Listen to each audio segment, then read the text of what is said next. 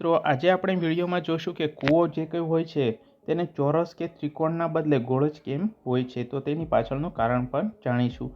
Video પૂરો જોજો જેથી તમને માહિતી મળી રહે, અને જો તમે ચેનલમાં નવા હોવ તો ચેનલને સબસ્ક્રાઈબ કરી બેલ આઇકન ઓન કરી દેજો. તો ચાલો વિડીયો શરૂ કરીએ.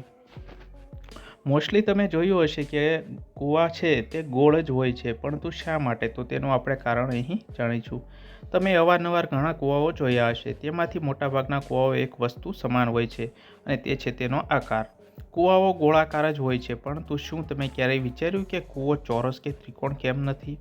તેની પાછળનું એક વૈજ્ઞાનિક કારણ છે, તે આપણે આ વિડીયોમાં જોઈશું. દુનિયામાં ઘણી એવી વસ્તુઓ હોય છે તમે ઘણીવાર જોઈ હશે, પરંતુ તેના વિશે મનમાં ક્યારેય કોઈ પ્રશ્ન નથી થયો.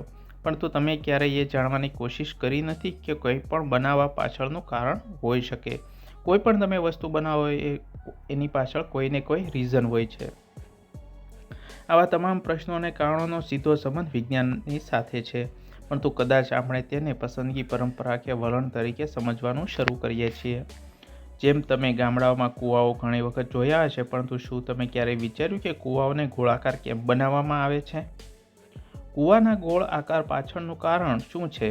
કૂવાઓમાંથી પાણી કાઢીને તેનો ઉપયોગ કરવાની પ્રથા સદીઓ જૂની છે. દાયકાઓથી ગ્રામ્ય વિસ્તારો કૂવામાં પાણી પર નિર્ભર રહે છે.